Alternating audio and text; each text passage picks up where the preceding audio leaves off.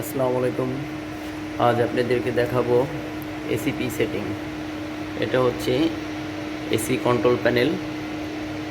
এটা টাইমার এবং টেম্পারেচার সেন্সরের মাধ্যমে এটা কন্ট্রোল হয়।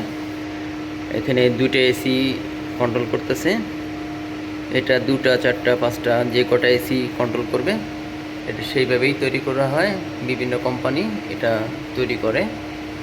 তো এখানে দেখতে পাচ্ছেন লেখা আছে এসি কন্ট্রোলার, বুঝতে পারছেন?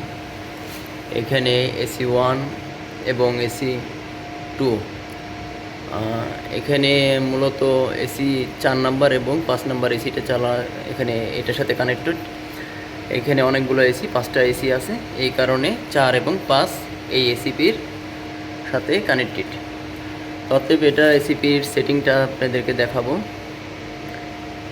দেখতে পাচ্ছেন যে এসিপির সেটিং, এই যে এখানে দেখতে পাচ্ছেন 59 মিনিট। এটা একটা এসি 59 মিনিট 59 মিনিট ধরে চলবে এবং প্রথম এসিটা 59 মিনিট চললে এরপরে এসিটা 59 মিনিট চলবে। তো এরপরে দেখতে পাচ্ছেন এখানে লো টেম্পারেচার করছে হচ্ছে 18 ডিগ্রি টেম্পারেচার। এটা আপনারা চাইলে বাড়াইতে পারেন। এই যেমন দেখতেছেন আমি এটাকে 24 করে দিচ্ছি, এর উপরেও করতে পারি। 30 করে দিলাম, 30 করে দিয়ে ওকে ওকে চাপলেই এটা হয়ে গেল, এটা সেট হয়ে গেছে। এখানে একটা অ্যালার্ম শো করতেছে, অ্যালার্ম অন। 35 টেম্পারেচার আসলে এটা অ্যালার্ম দিবে। এখন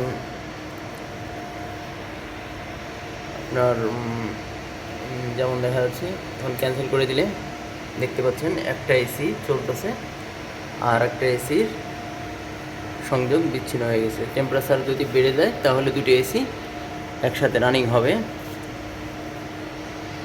এই যে দেখতেছেন টেম্পারেচার সেন্সর, এটাকে হিট করলে মানে হিট যদি দেন এটাতে রুমের টেম্পারেচার হিট হইলেই আর একটা এসি রানিং হয়ে যাবে। দেখতে পাচ্ছেন এটাতে গরম দিলে পরে টেম্পারেচারও বাড়তেছে।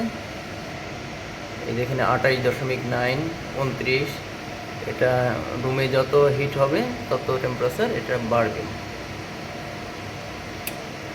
দেখতে পাচ্ছেন 30 ডিগ্রি টেম্পারেচার আসা মাত্রই দুটো এসি রানিং হয়ে গেছে। এটাই হচ্ছে এসিপি সেটিং এবং এসিপি কী কাজ করে দেখতে পারলেন যে এসিপি এই কাজ করে। আল্লাহ হাফেজ।